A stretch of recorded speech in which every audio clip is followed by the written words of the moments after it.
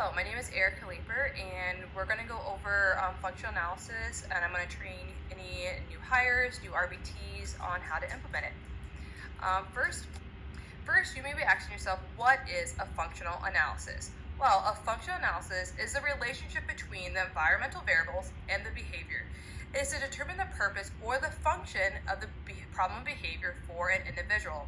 An FA entails experimentally arranging antecedents and consequences representing those in the person's natural conditions, so there are separate effects on the problem behavior, and that it can be observed and measured. Alright, now that we know what a functional analysis is, we're going to talk about the target behavior. In this case, we're going to be talking about SIBs, or self-interest behavior. This particular behavior does occur at high rates. The SIB that we're looking at is whenever the client puts one or more fingers into their open mouth and close their jaw shut with fingers inside. Now that we understand what a functional analysis is, which is looking at different conditions and being able to observe and measure to determine the function of the behavior and the target behavior, we're going to look at the 5 conditions that we're going to be measuring and observing. We're going to measure play and control, contingent attention, contingent escape, contingent tangible, and alone. We'll go in more in depth of each of those further in the PowerPoint. Alright, location, time, and intervals. The location of the FA will be conducted in the natural setting, meaning where the behavior occurs most. Each condition will only be 5 minutes long with 1-minute breaks in between each condition, known as a brief FA. Next, there will be 2 intervals of each condition, also known as a brief FA. This is an example of the data sheet. As you can see on the far left, all 5 of the conditions are there. In the middle, it has the first interval for 5 minutes. You're going to put a plus if the behavior does occur, a minus if the behavior does not occur. And then on the far right, you have the second interval for 5 minutes as well, a plus if it occurs, minus if it does not. Alright, let's talk about play condition. Remember, this is 5 minutes long. Preferred activities are continuously available. Social attention is provided, but no demands are placed. If the behavior occurs, the behavior is going to be ignored or neutrally redirected. Put a plus on the data sheet. If the behavior does not occur, do not disturb the condition and put a minus. Now on to contingent attention. A tongue twister. Attention is diverted or withheld from the person. You may have your back turned, you may be sitting in the hallway, just no attention is being provided.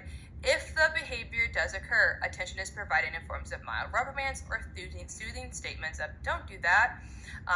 A plus will be documented on the data sheet. If the behavior does not occur, do not disturb the condition, and a minus will be put on the data sheet. Contingent escape, 5-minute interval. Task demands are delivered continuously. Do this, clap your hands. Bunch of worksheet plus bunch of independent tasks. If the behavior occurs, take a break from the task by removing the task, including yourself, and put a plus on the data sheet. If the behavior does not occur, do not disturb the condition and put a minus.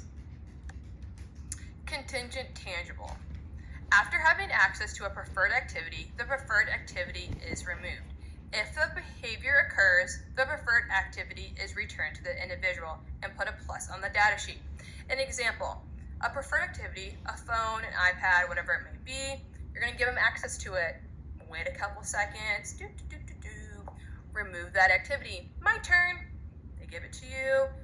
The behavior occurs. You're going to give them back that activity. Put a plus on the data sheet. If the behavior does not occur, do not disturb that condition. Put a minus on the data sheet. Alone condition. This is also 5 minutes, just like the other ones.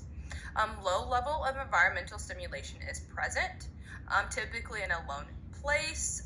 They're going to be maybe with some very low environmental stuff.